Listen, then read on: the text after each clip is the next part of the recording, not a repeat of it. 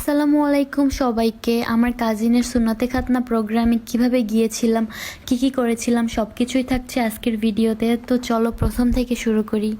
প্রথমেই আমরা কাজিনরা সবাই একত্রিত হয়ে চলে যাচ্ছিলাম মিষ্টি কিনতে।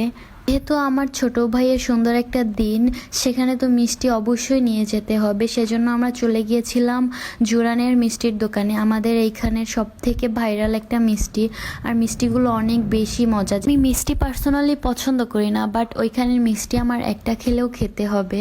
তো আমরা যেইখান দিয়ে সবসময় মিষ্টি কিনি ওই দোকানটাই ছিল না, ওইটার পাশেরটা থেকে আমরা মিষ্টি নিয়ে নিলাম। এত বেশি মজা ছিল, আমাকে একটা খেতেও দিয়েছিল।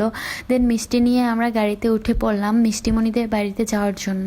আমরা পার্সোনালভাবে একটা অটো নিয়ে নিই, যেটাকে আমরা বলতেছিলাম প্রাইভেট কার। দেন অনেক মজা করতে করতে আমরা চলে গিয়েছিলাম মিষ্টিমণিদের বাড়ির দরজার সামনে। রাস্তাটা অনেক বেশি বড়। অবশ্য রাস্তা নিয়ে আমাদের খুব একটা সমস্যা ছিল না, বাট এটা নিয়ে অনেক বেশি সমস্যা ছিল।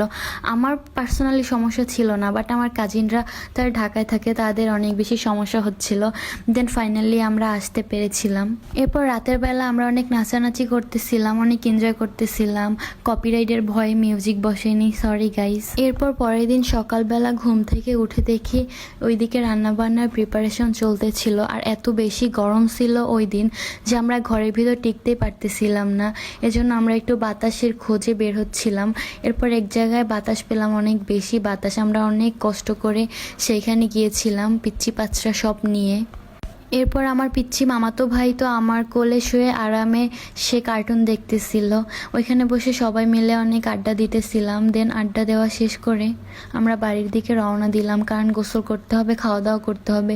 যেহেতু একটা প্রোগ্রামের দিন, আমরা বাইরে বাইরে থাকলে সেটা ভালোও দেখায় না, যতই গরম হোক। এরপরে বাসায় এসে শুনি আমার কাজিনকে গোসল করাতে হবে হলুদ দিয়ে, এজন্য আমি বসে পড়লাম হলুদ বাটতে।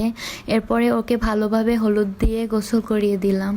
এরপরে আমরা সবাই গোসল করে খাওয়া দাওয়া করতে বসে গিয়েছিলাম। খাবারগুলো অনেক বেশি মজা ছিল, যেহেতু আমার মা খালারা রান্না করেছে সেহেতু মজা তো হবেই। গরুর মাংসটা একটু বেশি মজা ছিল, কারণ মাংস আমার অনেক বেশি পছন্দ। সেইখানে যদি হয় গরুর মাংস তাহলে তো অনেক বেশি মজা, আর সেইটা যদি হয় আমার আম্মুর হাতে রান্না তাহলে তো কথাই নাই। সব খাবারই যেহেতু মজা ছিল সেজন্য আমি ভাবলাম একটু পায়েস নেই। পায়েসটা অনেক বেশি মজা ছিল। দেন খাওয়া দাওয়া শেষ করে একটু রেস্ট নিয়েছিলাম।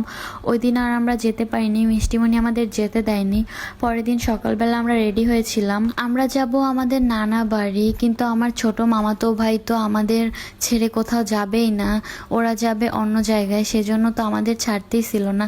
দেন অনেক কষ্ট করে ফাইনালি আমরা বের হতে পেরেছিলাম ওকে ছেড়ে। আবার আমাদের সেই আগের রাস্তা, সেজন্য আমরা রাস্তা